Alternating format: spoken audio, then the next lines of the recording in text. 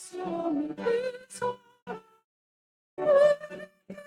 할렐루야 영제자매 모두에게 모여 찬송해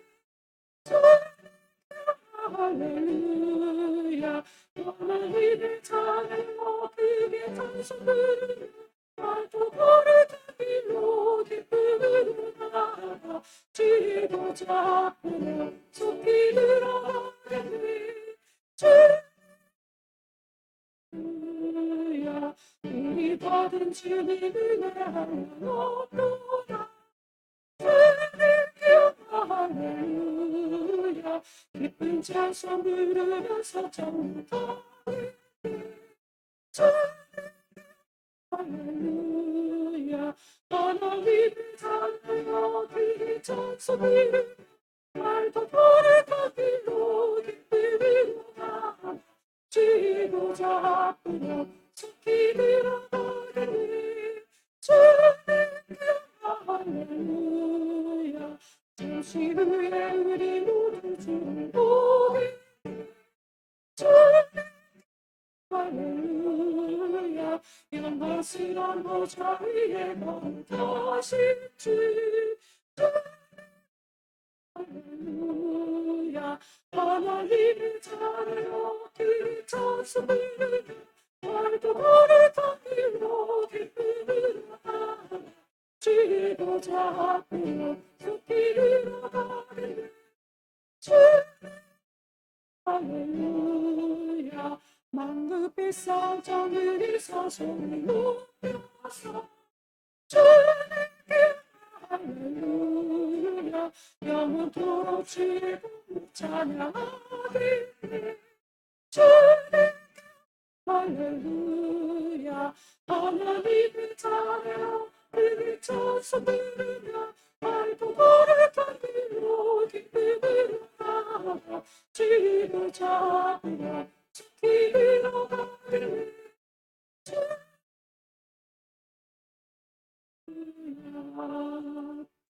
네. 하나님이여 나를 지켜주소서. 내가 주께 피하나이다.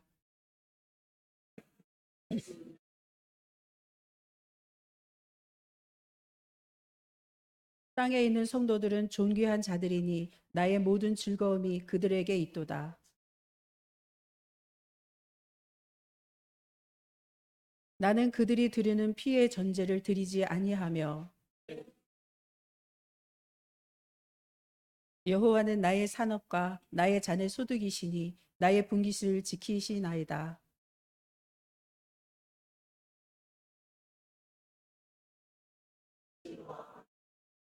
나를 훈계하신 여호와를 송축할지라. 내가 여호와를 항상 내 앞에 모심이여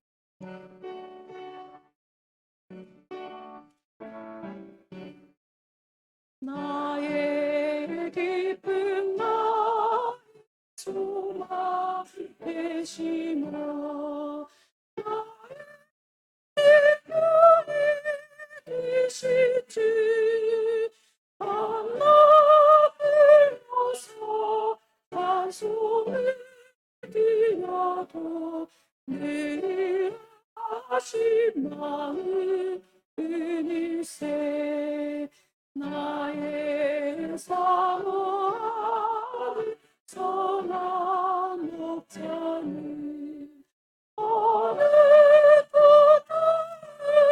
동산에 양의 우리와 이렇게 가셔서 기쁨을 함께 하실까 길도 없이 걷지 넓은 길에서 밝게 찾아 있으며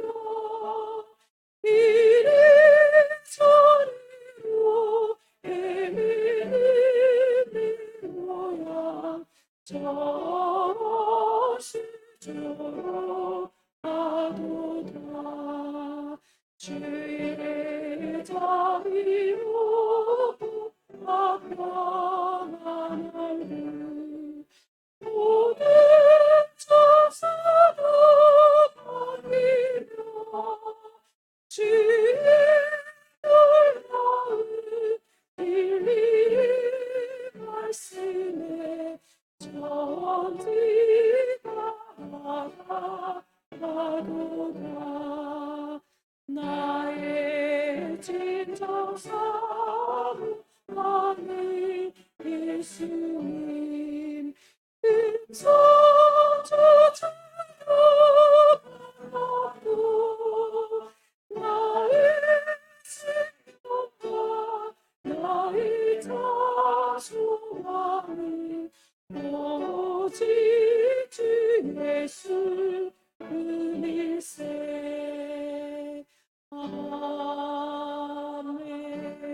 아멘. 기도하시겠습니다. 끝으로 형제들아, 무엇에든지 참되며 무엇에든지 경건하며 무엇에든지 오르며 무엇에든지 정결하며 무엇에든지 사랑받을 만하며 무엇에든지 칭찬받을 만하며 무슨 덕이 있는지 무슨 기림이 있든지 이것들을 생각하라.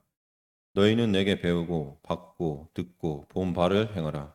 그리하면 평강의 하나님이 너희와 함께 계시리라. 우리의 삶 가운데서 태에서부터 지금까지 함께해 주시고 주인 되어 주신 주님, 우리의 기도에 귀 기울여 주시고 좌로나 우로나 치우치지 않도록 붙들어 주시며 어디에 가든지 두려워하지 않고 놀라지 않도록 함께하여 주시는 은혜의 감사와 찬양과 영광을 드립니다. 어느덧 들판의 곡식들이 풍성하게 익어가고 녹음이 짙던 주변의 풍경도 이제는 낙엽이 지는 것을 보며 조금의 여유를 가질 수 있는 가을의 계절을 허락하심을 감사드립니다. 주님, 모든 것은 마음먹기에 따라 달라진다는 것을 우리는 알고 있습니다. 우리가 나쁜 일과 나쁜 생각으로 마음을 채우지 않고 주님의 일과 이웃을 섬기고 어려운 일을 구제하는 마음을 갖게 하사 조금이라도 주님 뜻에 따라 선하고 옳은 행동을 할 수 있도록 인도하여 주시고 붙들어 주시옵소서. 종교적인 이유, 민족이 다르다는 이유, 체제를 유지하기 위한 이유라는 말도 안 되는 것들로 주님이 주신 귀한 생명을 너무도 하찮게 생각하는 악한 마음을 갖고 있는 이들로 인해 너무도 많은 이들이 고통을 받고 있습니다. 모두가 다 같은 마음일 수는 없으나 무엇이 귀하고 소중하고 우선인지를 깨닫게 하시고 모두의 유익을 위한 생각과 마음을 갖도록 하여 주시옵소서. 우리 믿는 사람들이 지금 무엇을 해야 할지, 어떤 역할을 하고 영향을 끼쳐야 하는지 지혜를 허락하시고 힘쓰게 하여 주시옵소서. 11월 전도 축제를 준비하는 중에 있습니다. 모두가 합심하여 단 한 명의 영혼이라도 구원할 수 있게 하시고 더불어 많은 이들이 함께 은혜를 나누는 주님께 영광 돌리는 축제가 될 수 있도록 하여 주실 줄 믿습니다. 또한 준비하는 손길 위에 지혜와 축복을 주시고 어려움이 없이 모두가 감사하고 기쁜 마음으로 주님과 더불어 누리며 서로를 위해 중보하는 시간이 될 수 있도록 하여 주실 줄 믿습니다. 교회를 위해 봉사하는 모든 이들의 가정과 그들의 손길 위에 함께 하시고 말씀 전하시는 목사님의 음성이 우리의 심령을 깨우게 하여 주실 줄 믿습니다. 오늘의 예배를 오직 주님 홀로 영광 받으시옵고 감사드리며 우리 주 예수 그리스도 이름 받들어 기도드립니다.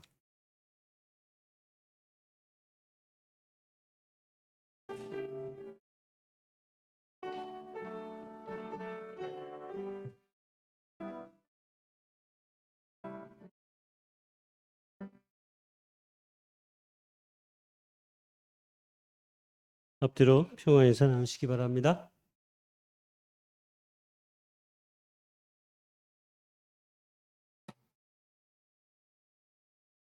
이번 주 성경 암송 구절 로마서 8장 31절의 말씀입니다. 우리 한 목소리로 두 번 읽어보겠습니다.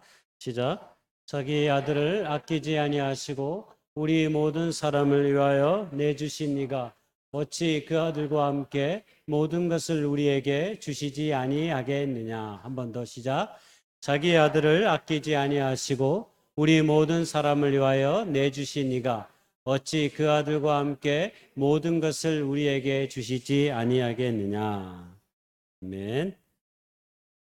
예, 우리가 태신자 카드 구역별로 받고 있는데요. 대부분 제출해 주셨는데 혹시 미처 아직 제출 안 하신 분들이 있다면 태신자 카드 이번 주까지 제출해 주셔서 우리가 11월 19일 날 한가족 전도 축제 때 우리가 마음으로 품은 영혼을 초대하고 또 함께 하나님의 천국 잔치를 누릴 수 있는 그런 시간이 될 수 있기를 소망합니다. 여러분 마음 써주시고 끝까지 포기하지 마시고 기도하시고 한 영혼을 인도할 수 있는 그런 아름다운 축제의 당이 될 수 있도록 부탁드리겠습니다. 예배 후에 우리 식사하고 나서 바로 선교음악회 찬양 연습 마지막 시간 연습이 있는데요. 다음 주면 우리가 선교음악회 참석을 하게 돼 있는데 오늘 찬양 연습 모임에 열심으로 끝까지 잘하셔서 하나님께 영광이 되는 복된 찬양 모임이 되었으면 좋겠습니다. 선한 사마리아 사역 계속하고 있는데요. 이번 주에도 10월 26일 목요일 날 항상 8시 우리 플랜카드에 적혀 있는 것처럼 8시 반부터인데 한 5분 10분 우리가 일찍 나가서 준비를 미리 좀 해놓습니다. 그래서 그때부터 9시까지 이루어지고 있는데요. 여러분 많은 관심 보여주시고 또 기도해 주시고 또 마음 써주셔서 감사합니다. 늘 이 사역이 우리 학기 중에 강원대학교 학생들 학기까지 이루어지니까 12월 한 둘째 주까지 할 예정으로 있습니다. 아무쪼록 강대생들을 위한 우리들의 이 사랑의 나눔이 아름다운 결실을 잘 맺을 수 있도록 여러분 기도해 주시고 하나님께서 우리에게 주신 사랑이 그대로 이웃들에게 전해주는 축복된 기회가 되기를 소망합니다.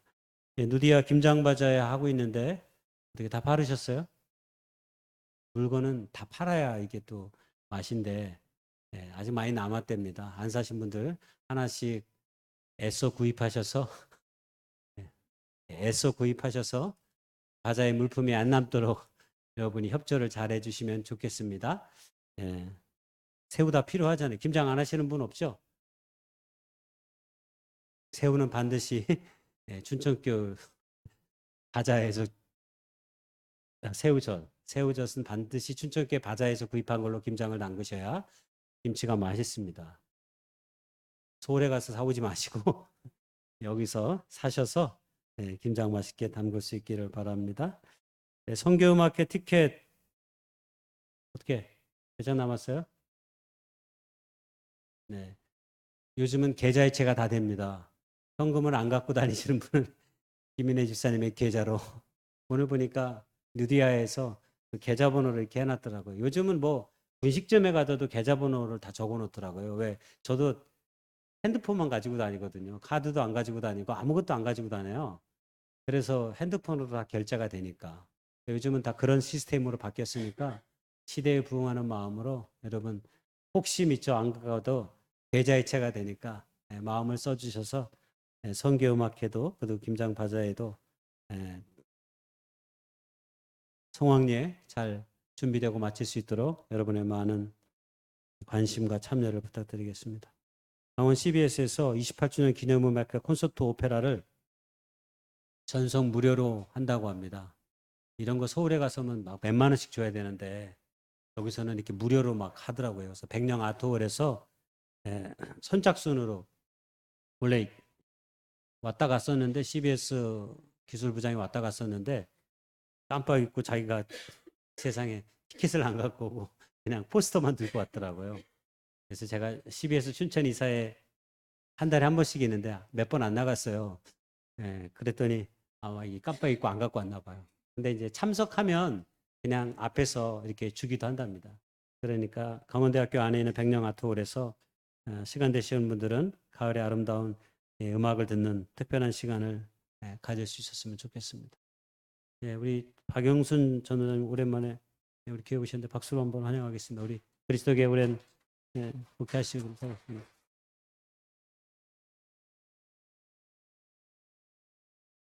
네, 감사합니다. 특별한 간구 없으시면 주의 만찬 시간 갖도록 하겠습니다. 하나님의 말씀 에베소서 4장 31절 32절의 말씀입니다. 너희는 모든 악독과 노함과 분냄과 떠드는 것과 비방하는 것을 모든 악의와 함께 버리고 서로 친절하게 하며 불쌍히 여기며 서로 용서하기를 하나님이 그리스도 안에서 너희를 용서하심과 같이 하라. 이 짧은 본문에 용서하라는 표현이 2번 나타나고 있습니다. 예수 그리스도의 십자가의 은혜는 한마디로 얘기하면 희생입니다. 그 희생의 십자가가 우리를 구속하셨고 그 은혜로 우리가 이 떡과 이 잔을 매주 대하면서 하나님의 그 은총을 기억하는 것입니다.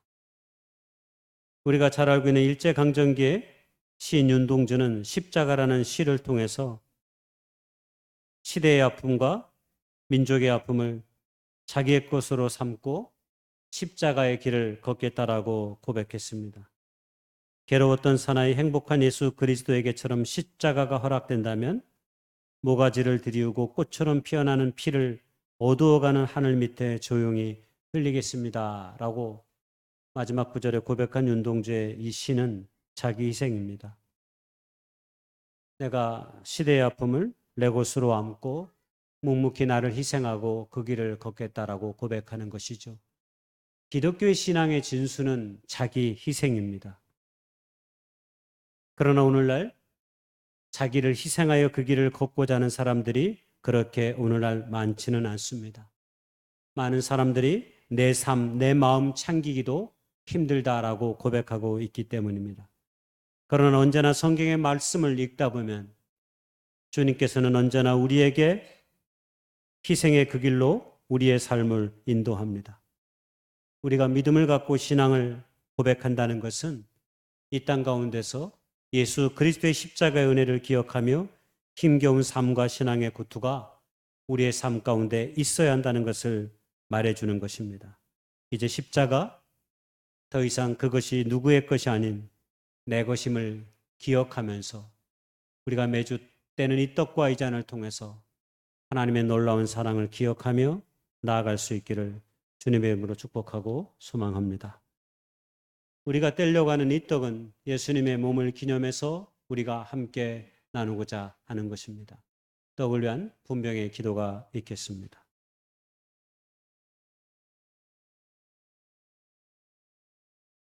주여, 주의 십자가로 온 세상의 허위와 위선을 깨뜨려 버렸던 것처럼 오늘 우리의 삶과 세상 가운데 가득한 허위와 위선들을 깨뜨려 주셔서 이 떡을 먹고 마심이 하나님의 거룩한 사람으로 새롭게 나아가는 발돋움이 될 수 있도록 우리를 인도해 주옵소서. 예수님의 이름으로 감사하며 기도했습니다. 아멘.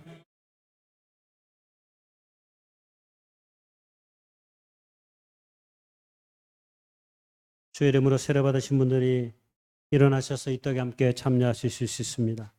아직 세례받지 못하시는 분들은 이런 기회를 통해서 예수님을 우리의 삶의 구주로 고백하며 나아갈 수 있는 아름다운 다짐과 결단이 이 시간 있어질 수 있기를 소망합니다.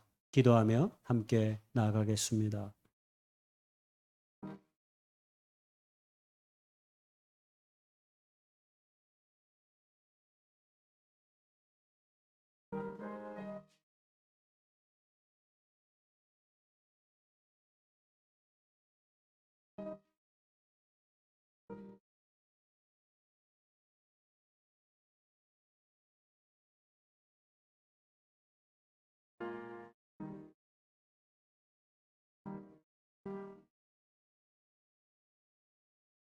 네, 감사합니다. 또 제도입니다. 늘 감사합니다. 주의 십자가 저희들의 삶 고백이 되시고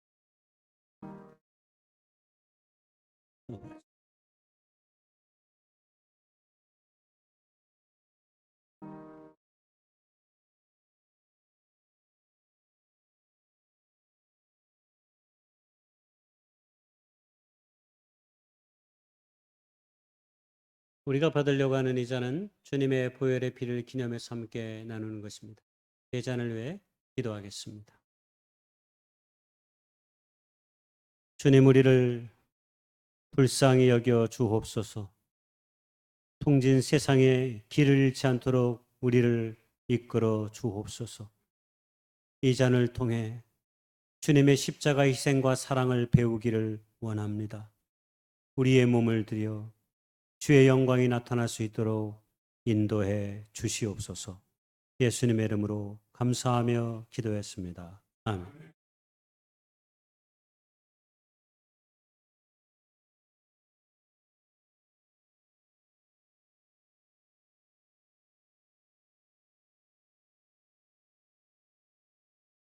주회전에 참여하시면서 우리가 함께 드릴 찬양 231장입니다.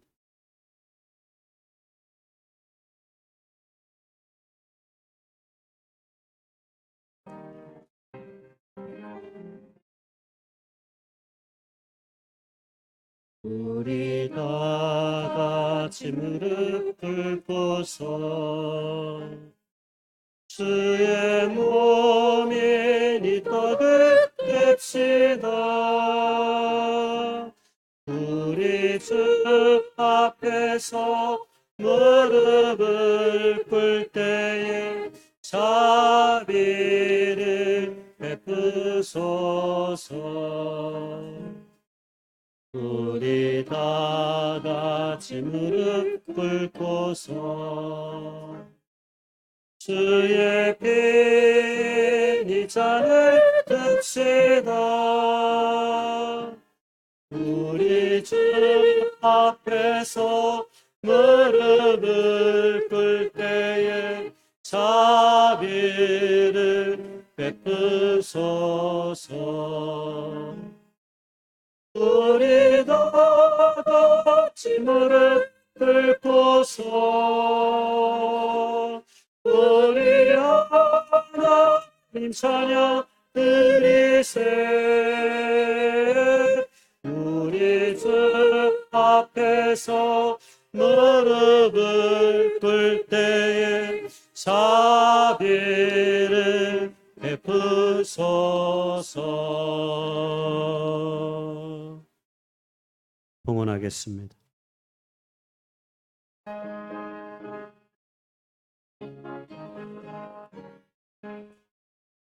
내 평생 소원을 갚은 그의 바다다. 이 세상이 별하는 날 주 앞에 가리라.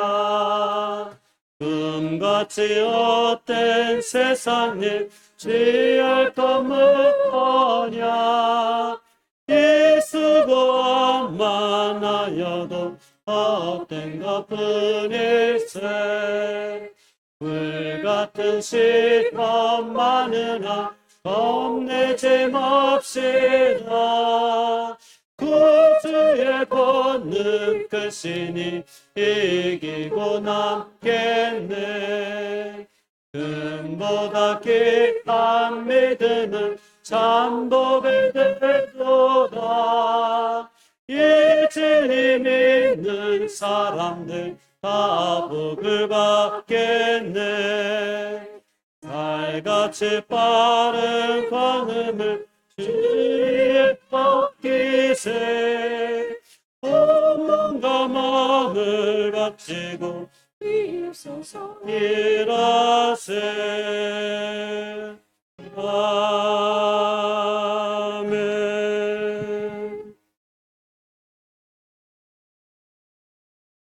거룩하신 하나님, 감사합니다.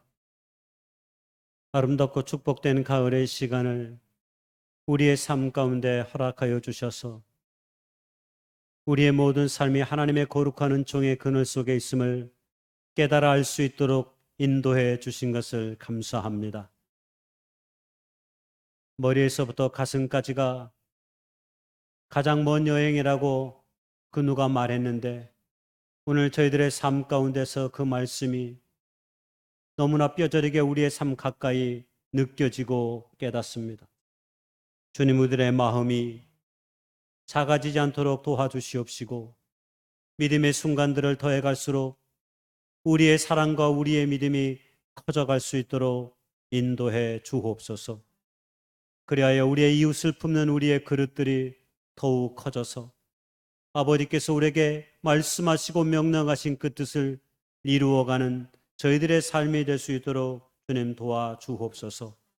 하나님을 사랑하고 이웃을 사랑하는 것이 가장 큰 계명이라고 우리에게 말씀을 허락하여 주셨사오니 그 말씀 신실하게 우리의 생애 가운데 지켜갈 수 있도록 주님 인도해 주시옵소서.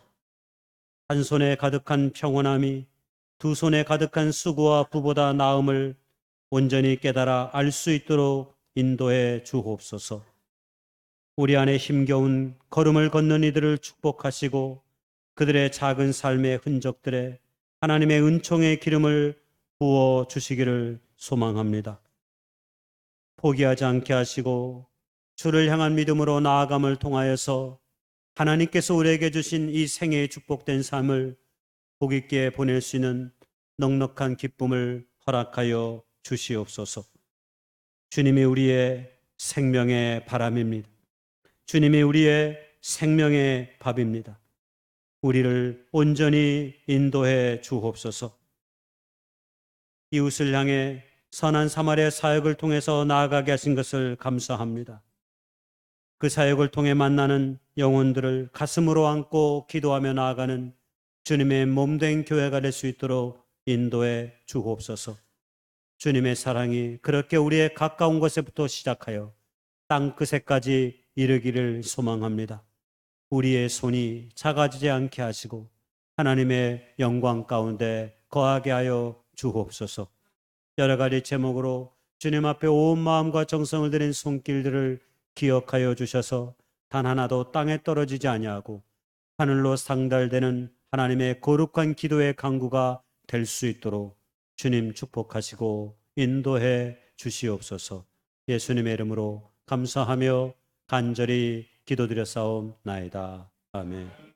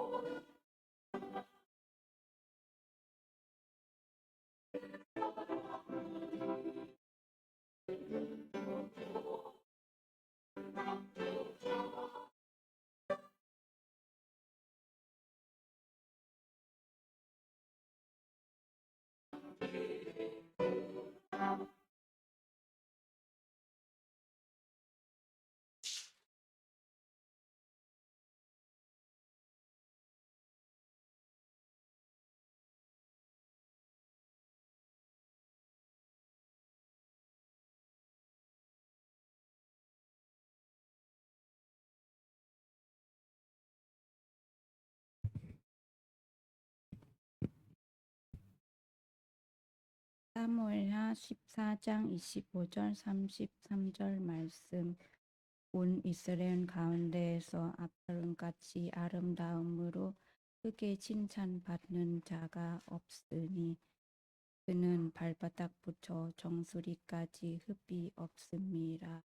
그의 머리털이 무거움으로 열말마다 깎았으면 그의 머리털은 깎을 때 그것은 달아분즉 그의 머리털이 왕의 저울로 200세겔이었더라.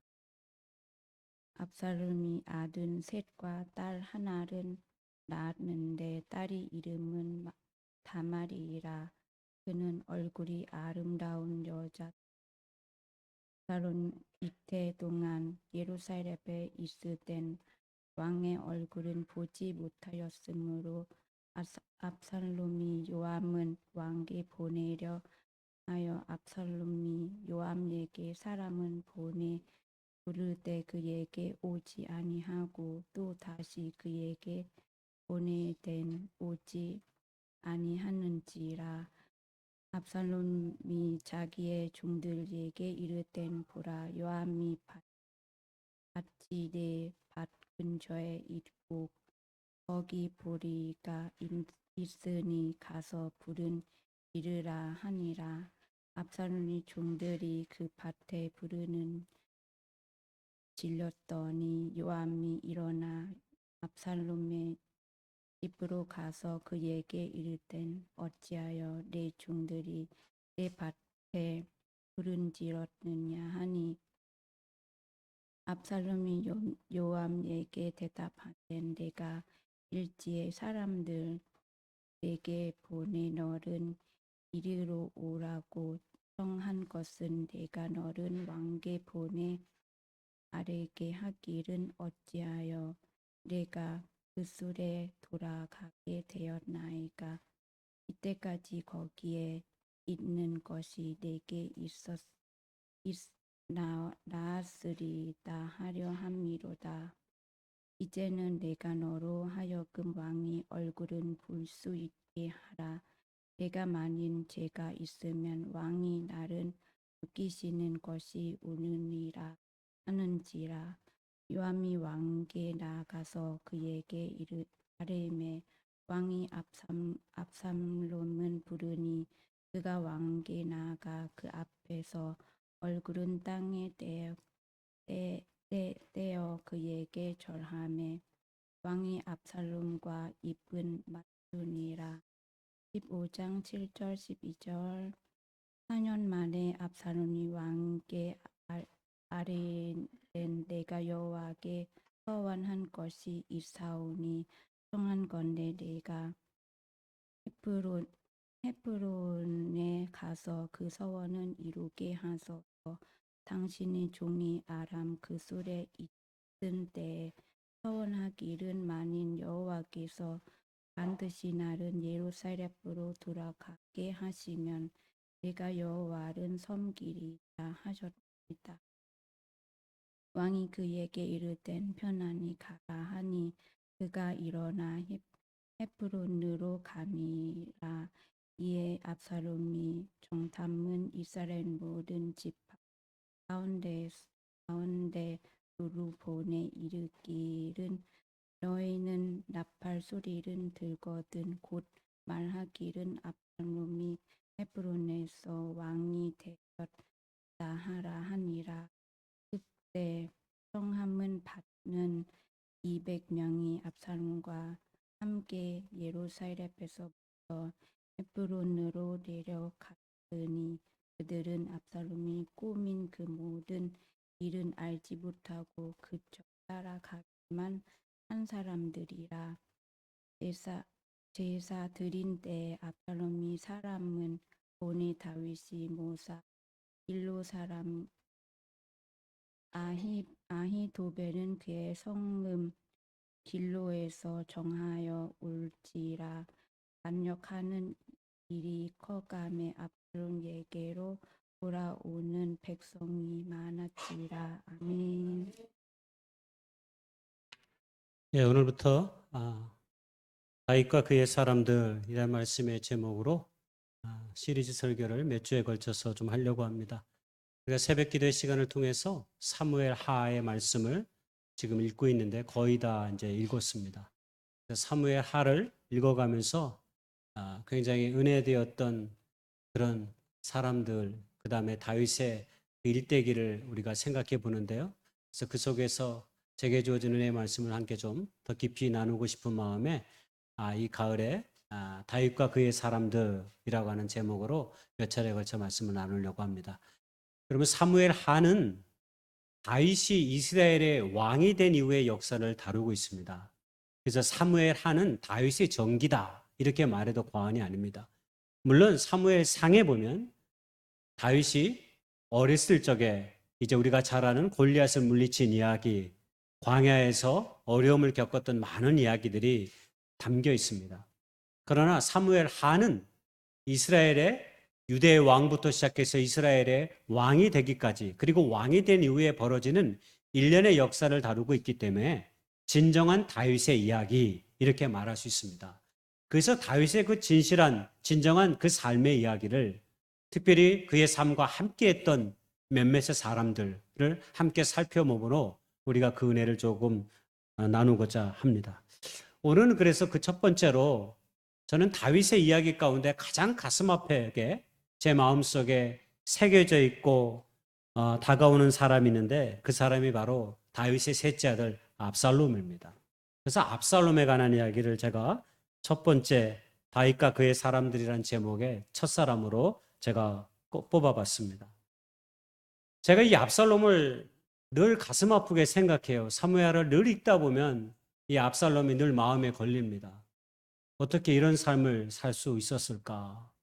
제대로 꽃도 피워보지 못한 채 인생이 끝나는 참으로 가슴 아픈 주인공 중에 한 사람, 그 사람이 압살롬이거든요.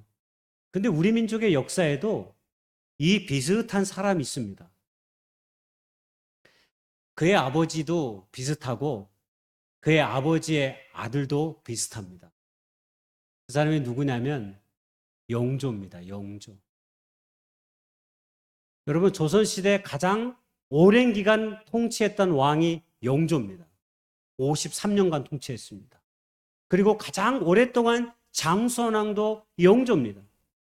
그리고 조선의 왕들 중에서 가장 놀라운 치적을 이루었던 왕들 중에 한 명도 거의 세종과 영조, 정조가 꼽습니다. 그만큼 영조는 굉장히 많은 일들을 이루었습니다. 그의 자전적인 자문답하면서 자기의 치적을 담은 내용이 바로 영조의 어제 문업이라고 하는 저 책입니다. 글씨도 잘 썼습니다. 언격결의 왕이 된 왕자들이 좀 있습니다. 제자들이 있습니다. 글씨 잘 못 썼어요. 근데 모든 왕들이 글을 다 잘 쓰는 건 아닙니다.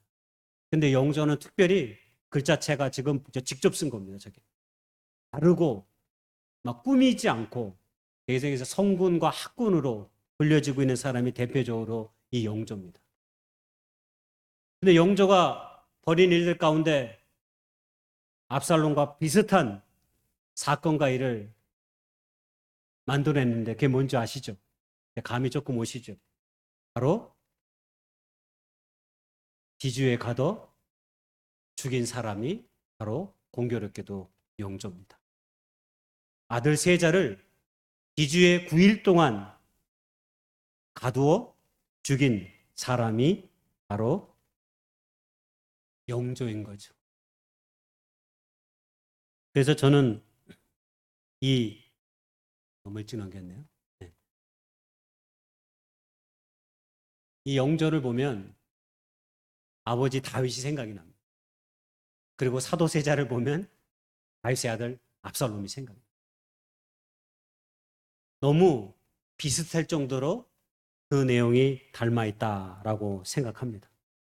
그래서 저는 오늘 특별히 아버지 영조에 의해서, 물론 정치적인 여러 가지 복잡다단한 이야기가 있지만 어쨌든 아들 세자를 뒤주에 가도 그 일 만에 죽게 만든 그 놀랄만한 성군으로 불리는 영조의 역사 속에 그렇게 참혹한 일이 있었던 것처럼 오늘 우리는 다윗은 성경에 유일하게 하나님의 마음에 합한 사람이라고 불리는 위대한 성군이고, 지금도 이스라엘 민족의 역사 속에서 가장 위대한 왕을 꼽으라면 그 사람의 이름은 다윗입니다. 그런데 그 다윗이 가장 가슴 아프게 가지고 있는 치명적인 약점과 아픔이 있는데, 바로 그것이 오늘 우리가 읽었던 압살롬, 자기 아들 셋째 아들에 관한 이야기입니다. 오늘 그 이야기를 좀 생각해 보려고 합니다. 앞서 말씀드렸지만 압살롬은 자신에게 주어진 인생의 삶을 제대로 살아보질 못했습니다. 삶에는 희노애락이 있는데 그 희노애락의 삶의 순간들을 제대로 경험하지 못하고 오직 한 가지의 마음, 우린 그것을 분노라고 말할 수 있는데, 그 마음 한 가지로 평생 동안 자기 인생의 삶을 살다가 끝낸 너무나 가슴 아프고 너무나 고통스러운 한 젊은이의 이야기를 오늘 함께 좀 나눠보려고 합니다. 여러분, 우리가 잘 아는 압살롬은 다윗의 셋째 아들입니다. 그의 배다른 형 첫째 아들 암논이 있었습니다.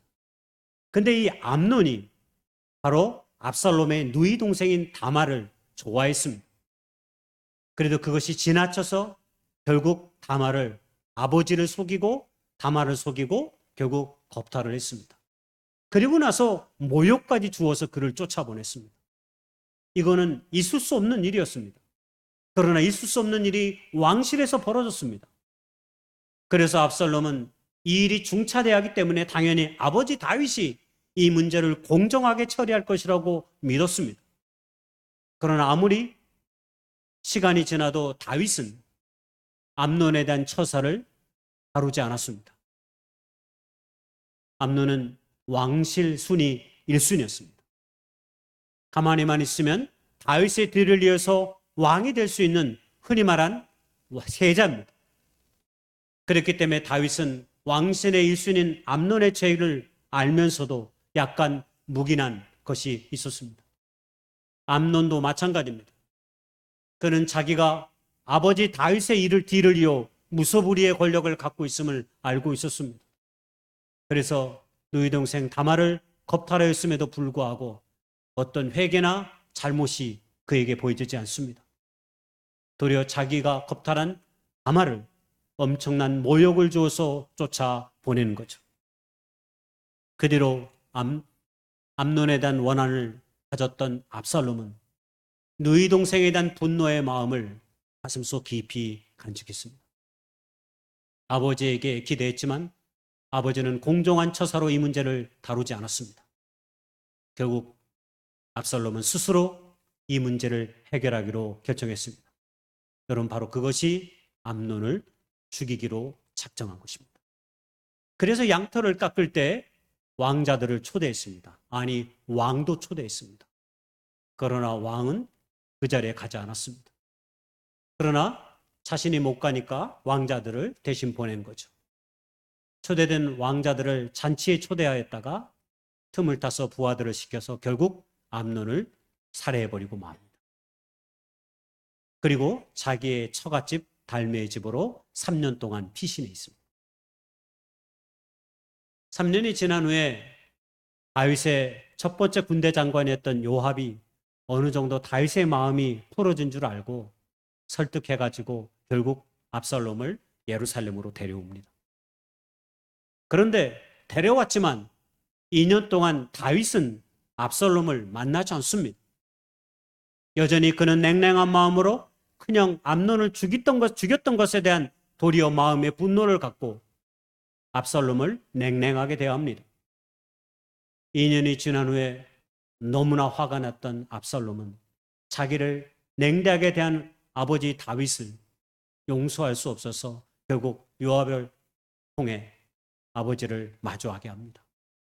마주했지만 아버지 다윗은 여전히 냉랭합니다. 그리고 오늘 우리가 읽었던 성경에는 4년이 지난 후에 압살롬은 내가 이 나라의 왕이 되고 다윗을 아버지를 죽여야 되겠다고 하는 결정을 내립니다. 그리고 4년 만에 반란을 잘 준비해 가지고 혁명을 일으킵니다. 다윗과 많은 부하들은 예루살렘을 버리고 도망갈 수밖에 없었습니다. 그러나 우여곡절 끝에 다윗은 결국 압살롬을 물리쳤고 다윗의 충실한 부하였던 요압은 압살롬의 심장에 칼을 박음으로 이 전쟁은 끝이 납니다. 압살롬의 이야기가 이렇게 끝납니다. 압살롬이 얼마나 자신 안에 가졌던 이 마음이 분노의 마음이 컸던 것을 알 수 있는 하나의 이야기는 압살롬에게 3명의 아들과 1명의 딸을 두었다라고 오늘 성경에 소개해 있는데 그 딸의 이름을 다말이라 지은 것입니다. 자기 누이 동생의 이름을 그대로 지은 겁니다. 아마 그는 2가지 마음이었던 것 같아요. 누이 동생을 정말로 끔찍이 아끼는 오빠였다라는 사실을 우리가 생각해 볼 수 있고, 또 다른 하나는 다말이 당한 그 치욕과 아픔을 내가 잊지 않고 늘 기억하는 그 마음 2가지가 다 담겨 있지 않았나 싶습니다. 어쨌든 결국 반란을 일으키다가 다윗의 부하들에 의해 생을 마감했던 젊은 청년이 이야기가 바로 압살롬의 인생의 이야기입니다. 저는 사무엘하를 읽을 때마다 그리고 압살롬의 인생을 들여다볼 때마다 그에게 정말 인생이란 삶이 단 하나도 있었는가 하는 생각을 해봅니다.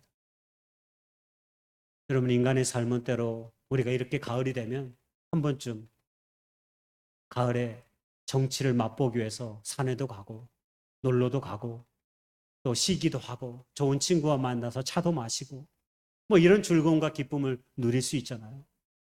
때로 누군가가 죽었다면 장례식에 가기도 하고 누군가의 즐거운 잔치자리가 있으면 또 애써 그 자리에 함께 참여함으로써 함께 즐거워하고, 우리 인생에는 여러 가지 이런 희노애락의 많은 여운들이 우리의 삶 가운데 있는 것이잖아요. 그런데 다윗의 셋째 아들 압살롬의 인생에는 처음부터 끝까지 자기 동생 다말을 죽인 암논의 분노가 첫 번째였고, 그리고 암논이 죽은 뒤에는 그의 아버지 다윗에 대한 원망과 분노가 그의 삶 전부를 차지하고 있었던 것입니다. 그에게 인생의 즐거움이란 아무것도 없습니다. 오로지 분노가 그의 인생을 휘감아 버렸습니다. 그의 인생 전체를 삼켜 버린 것입니다. 한마디로 그의 인생은 분노 그 자체였다라고 말할 수밖에 없습니다. 여러분, 사실 분노는 우리 모두가 가지는 감정입니다. 여러분, 인생을 살다가 분노 한번 낸 적 없는 사람이 있습니까? 다 있습니다. 모든 사람에게는 누구나 화가 나는 순간들, 마음의 분노를 품은 순간들이 다 있을 수 있습니다. 이 감정이 때때로 우리 삶 가운데 찾아들고 있는 거죠. 그렇지만 이 분노가 항상 나쁜 것만은 아닙니다. 왜냐하면 때로 우리는 죄에 대한 거룩한 분노, 불의한 일들에 대한 분노, 이런 것들은 우리가 이 땅 가운데서 정직하게 진실되게 삶을 살아갈 때 가장 필요한 요소이며 감정이기도 하기 때문입니다. 그러나 우리 안에 찾아든 이 분노의 감정을 우리가 통제하거나 조절하지 못하면 우리는 사람다운 삶을 살지 못하는 것이죠. 바로 그것을 압살롬이 보여준 것입니다. 저는 그래서 오늘 압살롬의 분노에 찬 인생을 통해서 특별히 교훈 2가지를 생각해 보려고 합니다. 첫째가, 분노는 우리의 삶의 길을 결코 잃게 만든다 하는 이야기를 말씀드리고 싶습니다. 우리 안에 분노는 우리에게 주어진 인생의 삶을 똑바로 바르게 살아가지 못하게 합니다. 여러분, 여기 성능 좋은 전기 자동차가 있다고 한번 생각해 봅시다. 자동차에게 가장 중요한 기능은 뭘까요? 엔진입니다. 엔진이 중요합니다. 공통적인 요소입니다. 근데 이 자동차의 목적이 뭡니까? 자동차의 목적은 내가 목적하는, 내가 원하는 곳으로 나를 빨리 데려가도록 해주는 운송의 수단입니다. 나를 빨리 원하는 목적지에 데려다주는 운송의 수단입니다. 그러면 나를 빨리 목적지에 데려다주기에 가장 필요한 장치가 있는데 그게 바로 제동의 장치입니다. 제동의 장치가 없다면 자동차는 절대로 우리를 원하는 목적지에 데려다 줄 수 없습니다. 여러분이 원하는 목적지에 갈 때 브레이크를 한 번 안 밟고 악셀에만 밟아서 원하는 목적지에 도달할 수 있을까요? 없습니다. 반드시 우리가 악셀레이터를 밟고 가다가 어느 순간 신호를 만나건 사람이 지나가는 것을 보게 되는, 앞에 자동차를 발견하게 되는, 우리는 반드시 브레이크를 밟아야 합니다. 브레이크를 밟지 않고서는 절대로 원하는 목적지에 도달할 수 없습니다. 저는 분노라는 감정이 자동차의 브레이크와 같다는 생각을 해봅니다. 그냥 놔두면 큰 사고가 나는 거죠. 악셀레이터만 계속 밟고 가다가는 결국 치명적 사고가 일어나요. 우리는 브레이크를 통해서 우리는 내가 원하는 목적지에 빨리 갈 수 있는 길들을 찾게 되는 것이죠. 여러분, 우리의 삶이 저는 그렇다고 생각합니다. 분노라고 하는 감정이 내 안에 자리 잡게 되면 어떻게 해야 합니까? 그냥 내버려 둡니까? 여러분, 분노의 감정이 계속해서 우리의 마음속에 씨앗처럼 자라게 내버려 둔다면 우리는 브레이크가 파열된 자동차처럼 언젠가 파멸될 수밖에 없습니다. 그리고 하나님께서 우리에게 주신 그 인생의 길, 그 인생의 목적대로 우리의 삶을 살아가지 못하는 것이죠. 마음의 분노를 참지 못하여서 인생의 길을 잃어버린 성경에 한 사람이 있습니다. 여러분, 그 사람이 누구일까요? 바로 가인입니다. 창세기 4장 6절에 여호와께서 가인에게 이르시되 네가 분하여 함은 어찌미요 안색이 변함은 어찌미뇨 라고 하나님께서 말씀하셨습니다.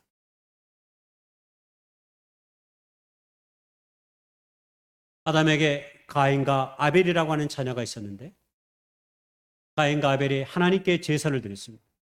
그런데 하나님께서 아벨의 제사는 받으시고 가인의 제사는 받지 않으셨습니다. 하나님께서 내 제사를 받지 않으니까 가인이 기분 나빴습니다. 그래서 자기도 모르게 얼굴에 분노와 화가 그리워졌던 것 같습니다. 그래서 하나님께서 저렇게 물으신 것입니다. 가인의 분노는 길을 잃어버렸습니다. 그래서 동생을 데리고 나가서 들에서 쳐 죽여버렸습니다. 하나밖에 없는 동생을 밖에 나가서 쳐 죽여버렸습니다. 돌로 쳤는지 주먹으로 때려 죽였는지 그건 모르겠습니다. 그러나 성경에 쳐 죽였다고 돼 있어요. 그냥 죽인 게 아니라 쳐 죽였다고 했어요. 분노의 그림자가 이토록 무섭습니다. 가인은 어떻게 됐습니까? 성경에 저주를 받아 방랑하는 자, 유리하는 자가 되어버렸다고 성경은 소개합니다. 그는 마음의 분을 참지 못하여 동생 아벨을 죽임으로 그의 평생의 모든 인생을 길을 잃어버린 사람, 유리하는 사람처럼 삶을 살게 되었다라고 성경은 말하는 거죠. 압살롬은 처음에 동생을 범한 암논을 향한 분노에 치를 떨었습니다.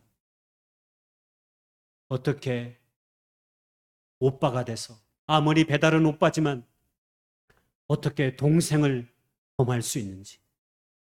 이 천인 공로함에 마음에 분노를 가졌습니다. 그리고 그 분노는 급기야 아버지 다윗에게로 옮겨갔습니다. 어떻게 저런 참혹한 짓을 저지른 아들을 아무런 조치를 취하지 않고 내버려 둘 수 있는지 이해할 수 없었습니다. 암논에 대한 분노를 죽이고 나서도 여전히 아버지의 냉랭함을 보고 그의 분노는 걷잡을 수 없었습니다. 그래서 그는 더 이상 그런 아버지를 용서할 수 없었습니다. 분노의 치를 떤 나머지 오랜 시간 동안 반란을 준비하여 아버지를 죽이기로 결정한 것이죠. 압살롬 또한 가인처럼 마음의 분노를 다스리지 못해 인생의 길을 잃어버렸습니다. 그리고 자기 인생의 삶을 단 한순간도 살지 못하였습니다. 성경은 압살롬이 가지는 외모에 대해서 저렇게 소개합니다. 거의 제가 보기에는 장동건이나 정우성 수준이 아닐까 싶어요. 왜냐하면 온 이스라엘 그랬거든요.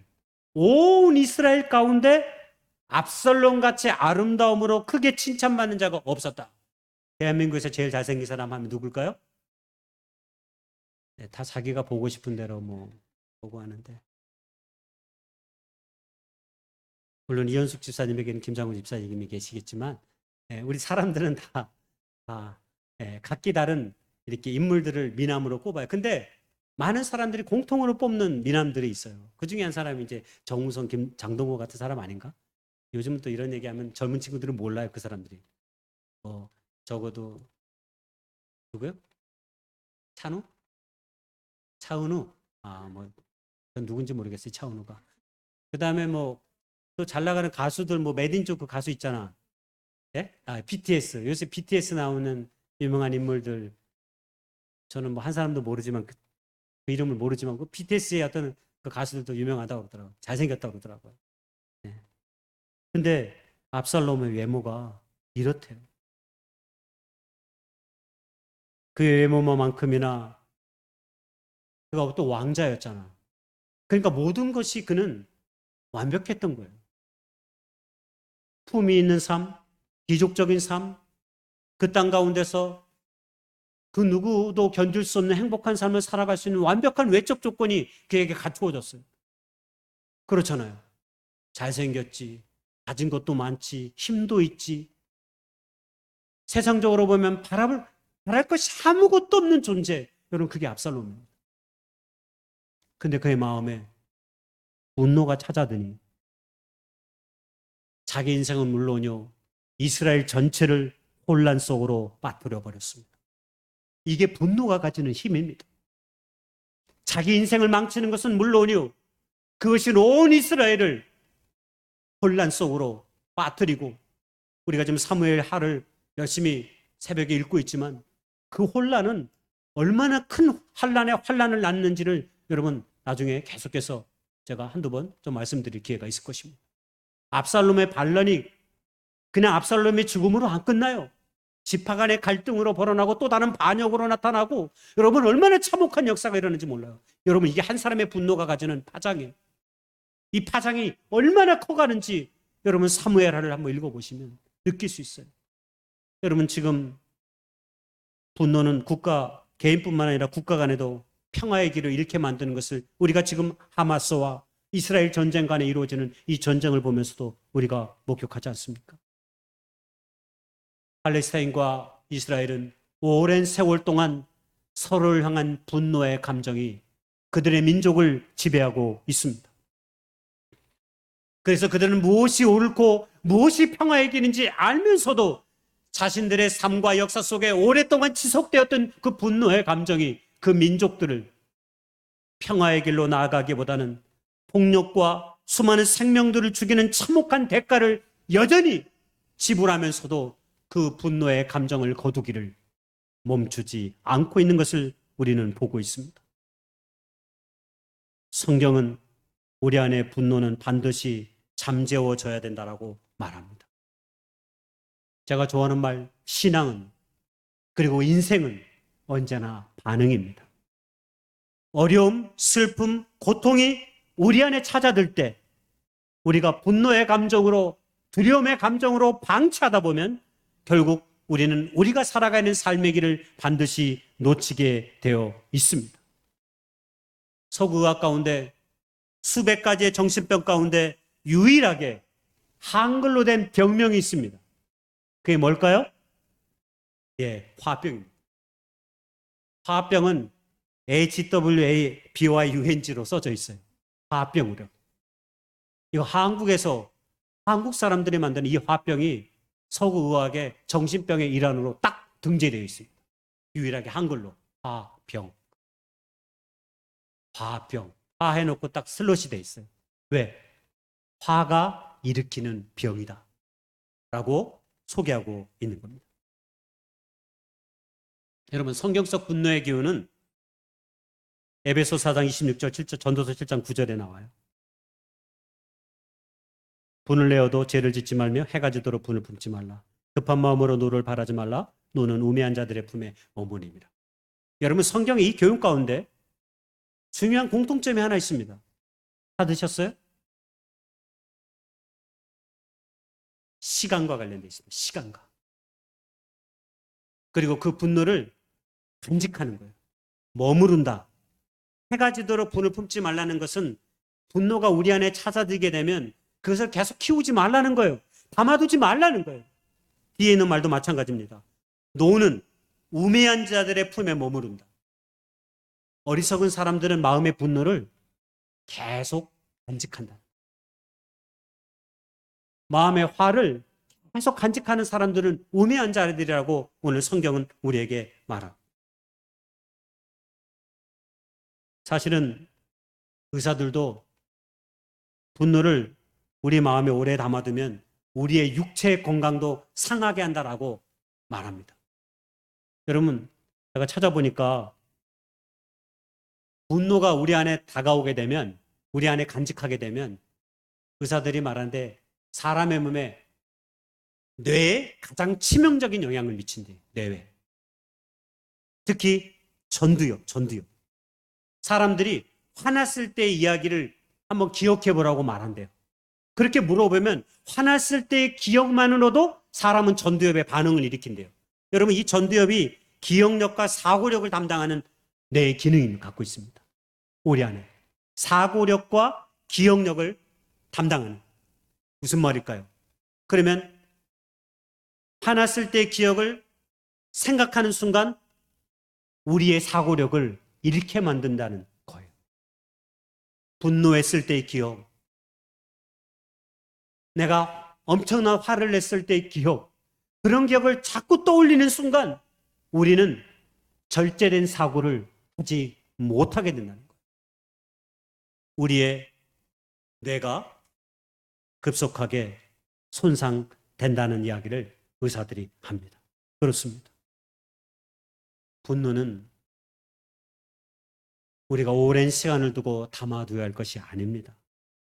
우리의 마음은 때로 저수지와 같을 때가 있습니다.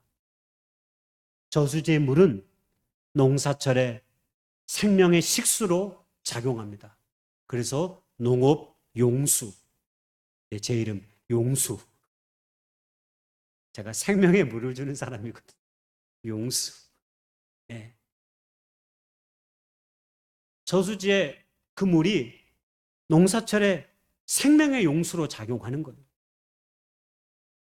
그런데 우리의 마음에 저수지와 같다면 그 담아있는 우리의 마음에 담은 것들이 분노, 화, 걱정, 의심, 미움 같은 것으로 만약 우리의 마음의 저수지에 채워지게 되면, 여러분, 우리의 마음의 저수지가 생명을 살리는 물이 아니라 생명을 죽이는 폐수가 될 수 있는 것이죠. 여러분의 마음은 생명수입니까? 폐수입니까? 어떤 것을 오랫동안 우리의 마음에 담아두고 있습니까? 그리스도 예수 안의 생명으로 오랜 시간 동안 우리가 그 길을 잃지 않고 걸어가려고 한다면 반드시 우리 안에 분노를 잠재울 수 있는 하나님의 거룩한 마음들을 우리의 저수지 속에 많이 담아둘 수 있기를 주님의 이름으로 축복하고 소망합니다. 마지막 두 번째로, 압살롬의 분노가 우리에게 주는 교훈은, 분노가 아주 나쁘고 악한 것은 하나님의 다스림을 거부하게 만들기 때문입니다. 우리 안의 분노는 하나님의 다스림을 거부하게 합니다. 흔히 믿음의 사람들은 호람네오, 즉 하나님 앞에 선 존재로서의 신앙, 하나님 앞에 선 존재로서의 삶, 이렇게 말합니다. 바울은 그것을 자기식으로 그리스도 안에, 이런 표현을 사용했습니다. 그러니까 우리의 모든 삶은 언제나 하나님과 예수 그리스도 앞에 서 있는 존재로서 자기 인식을 가지고 삶을 사는 자들이다. 그게 바로 그리스도인이다라고 말할 수 있는 것입니다. 그렇다면 우리가 생활하다 보면 우리 안에 찾아든 감정, 생각, 의지, 여러분 이 모든 것들을 늘 하나님 앞에 두어야 합니다. 그것이 좋은 것이면 하나님은 더 큰 열매를 맺게 할 것이고, 그것이 나쁜 것이면, 나쁜 감정, 나쁜 생각들이면 하나님이 그 모든 것들을 작게 만들어 버릴 것입니다. 왜냐하면 세상에 그 어떤 문제도 하나님보다 더 큰 것은 없기 때문입니다. 그러므로 우리 안에 찾아든 분노의 감정을 하나님께 맡길 때 그 분노는 잦아들게 되는 것입니다. 그러나 내 안에 찾아든 이 분노와 감정을 스스로 해결하려고 한다면 여러분 그 분노는 꺼지지 않는 불길처럼 내 안에서 타오르게 될 것입니다.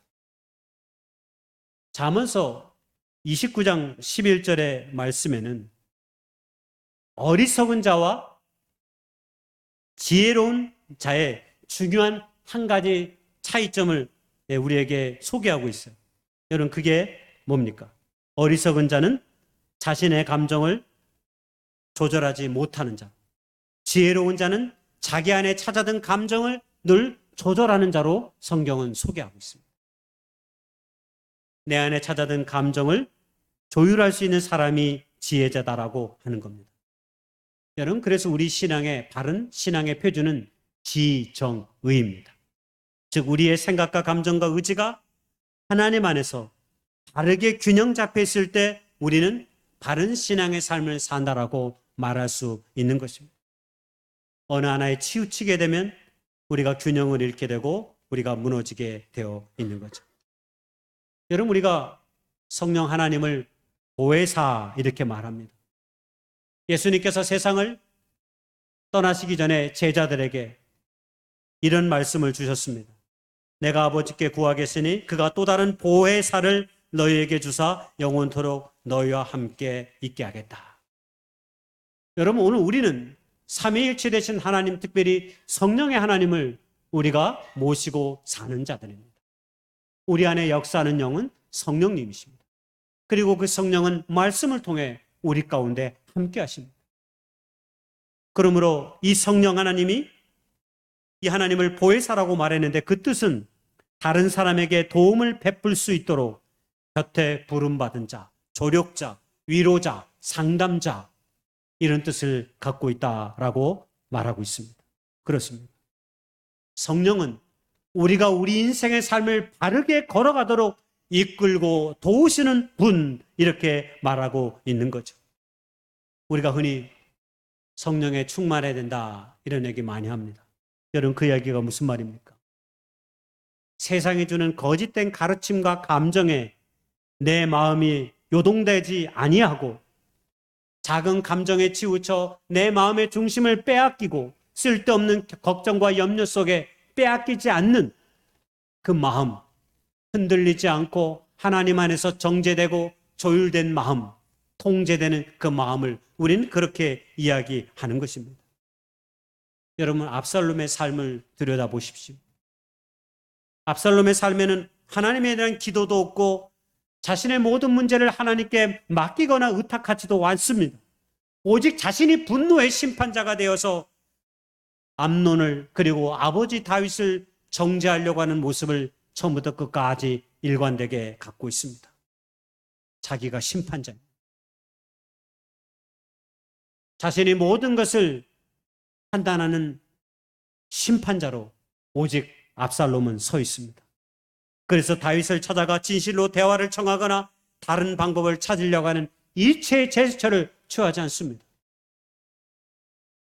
오직 자기 마음에 찾아드는 이 분노의 심판자가 되어서 그의 모든 인생을 사로잡아 버리게 만든 것입니다. 여러분, 이에 비견되는 인물 한 사람을 소개하고 마치려고 합니다. 여러분, 창세기에 요셉이라고 하는 인물이 있습니다.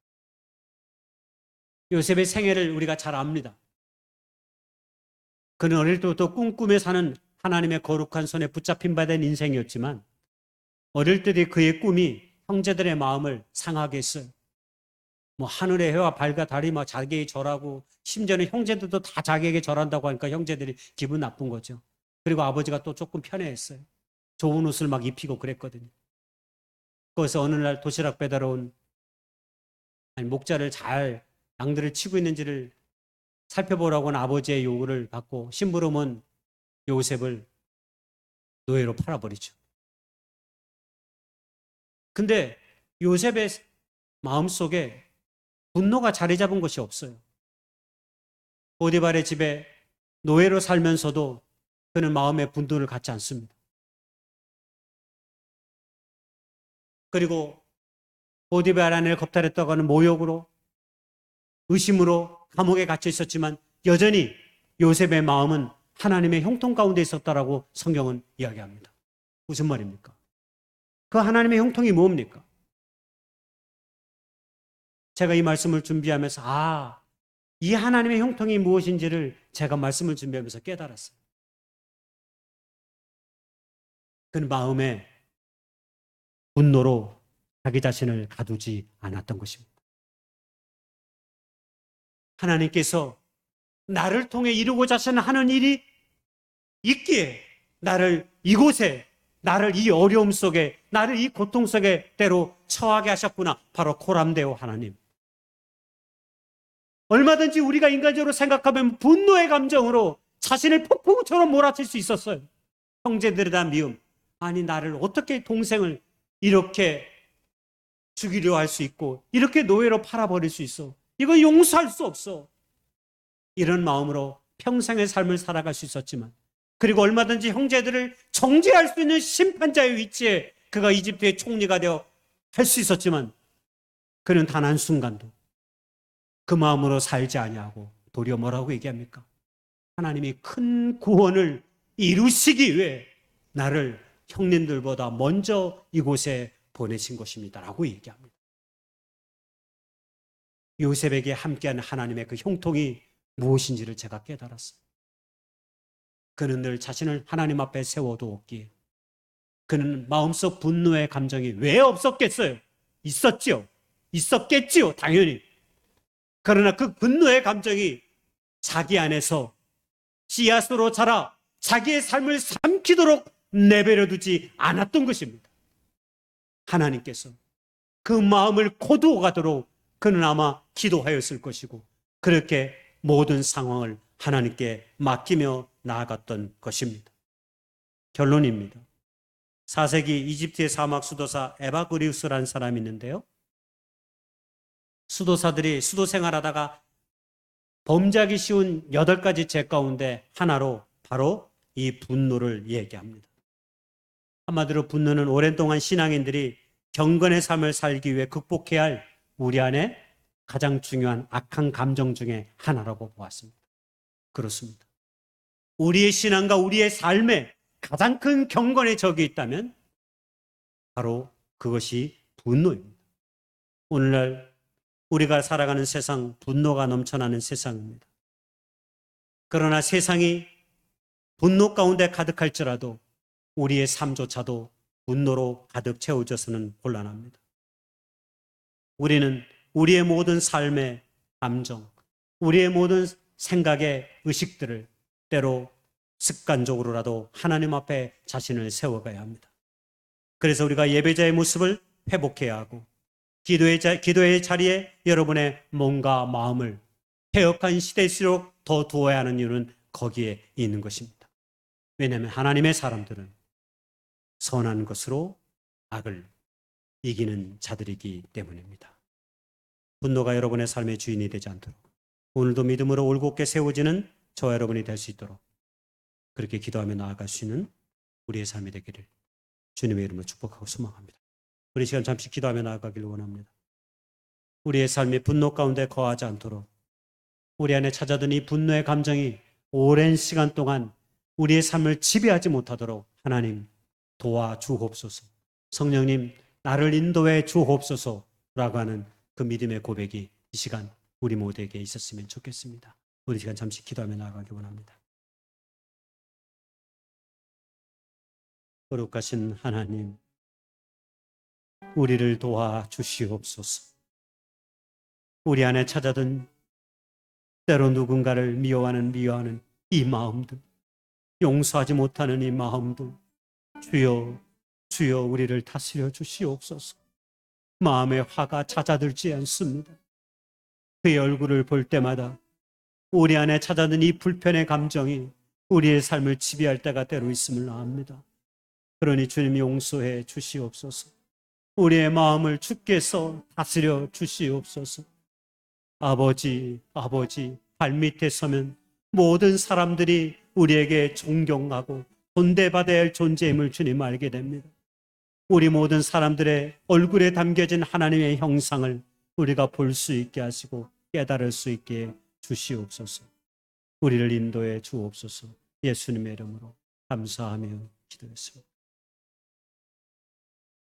우리 다 같이 일어나셔서 찬송가 413장 찬양 드리고 기도하며 마치겠습니다.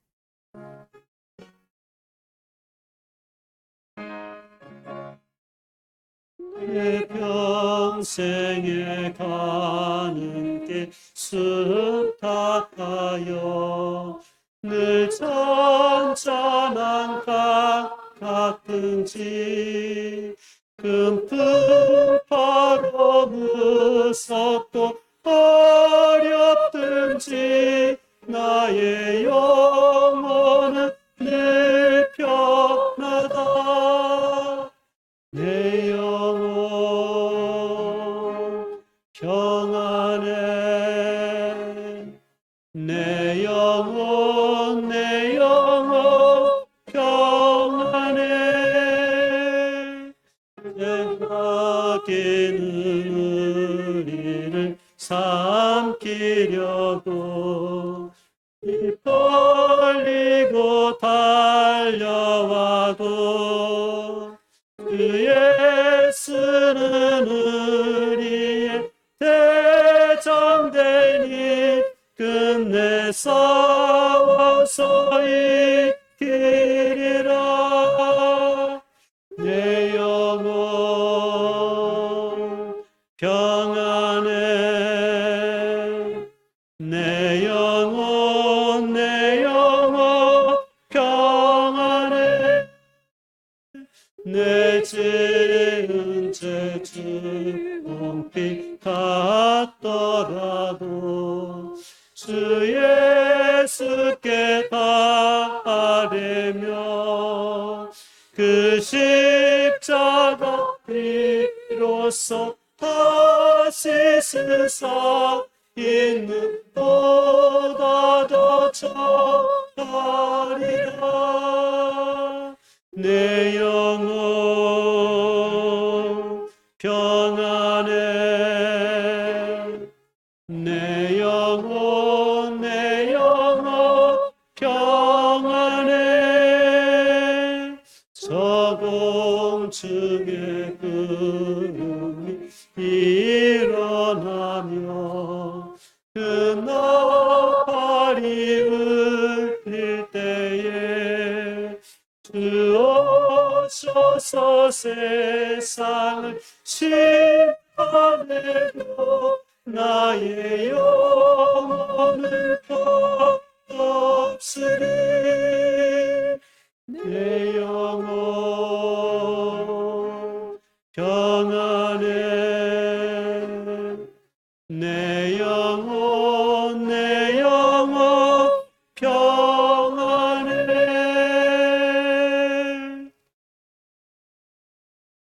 이제는 2000년 전에 이 땅에 오셔서 허물 많고 죄 많은 저희들을 구속하시기 위해 십자가에 못 박혀 죽으신 우리 구주 예수님의 은혜와 우리 아버지 하나님의 극진하신 사랑과 성령님의 감화 감동 내주 충만 교통하심의 역사가 오늘 우리 안에 분노를 잠재우고 하나님의 선한 뜻 가운데 날마다 세워지기를 소망하는 춘천교회 모든 식구들과 이 예배 참여한 모든 사람들을 위해 지금부터 영원까지 함께 하시기를 우리 구주 예수님의 이름으로 간절히 축원하옵나이다. 아멘.